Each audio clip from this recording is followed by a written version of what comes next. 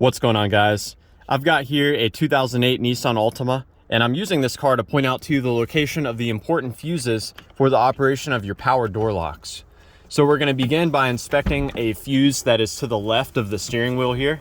It's a 10 amp fuse, and its role is to provide power to the body control module. So we're going to pop down here, and we open up this fuse box cover just by pulling it to us. And you can read about the fuses here on the back, but I'll go ahead and show you the fuse that we're interested in. Now, if you don't have any pliers, the car has provided you with a fuse puller that is on this lower right of the fuse box in here. So that might be useful to you. There's also spare fuses located here on the left-hand side. So all of these here are spares. Now, the fuse that we're going to inspect is this 10 amp fuse right here.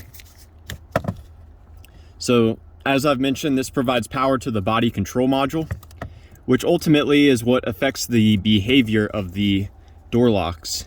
So definitely something good to check there.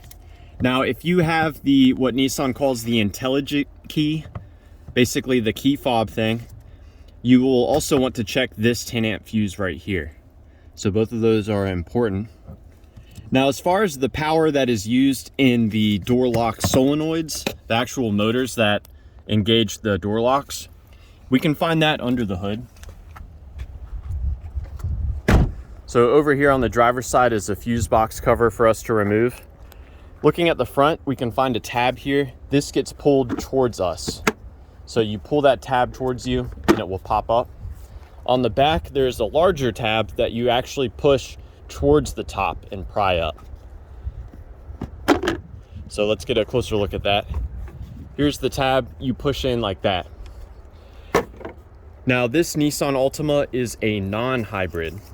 So the fuse for the non-hybrid is a 40 amp J-case fuse located right here. So power from this fuse is used to actually engage the door lock actuators, and this power is routed through the body control module, which then sends the power to the switches. If this were the hybrid Altima, we would instead check the fuse in this position here. It's missing on this car because this is the non-hybrid. So that's about it for the different fuses involved in the door locks. I can, however, give you another troubleshooting step. You know, every time you open and close a door, you're flexing all of the wires that are a part of this wiring harness here. And over time, the wires can break or get bad connection. So one of the troubleshooting steps I like to do is I'll start pressing the button on the door, and while I'm repeatedly pushing it, I will open and close the door. If there's any certain angle at which I can position the door where the switch starts to respond, then that's giving me a pretty good indication that there's an intermittent bad connection in here. One other thing you can do, if none of the locks are working when you engage this switch, then it's more likely to be the switch itself. On the other hand, if some of the doors lock and unlock with the switch, but other ones don't, you'll want to remove the door panel on the door that's not working, and you can inspect the door lock actuator to see if it's receiving power and ground. Many times the actuator will be receiving the signal, but will be weak or failing. You could also try lubricating the door latches as well. I've had good luck with that. I use white lithium grease for that purpose. So yeah, I hope that this information has been helpful for you, or at the very least, a good starting point in troubleshooting your door locks on your Nissan Altima.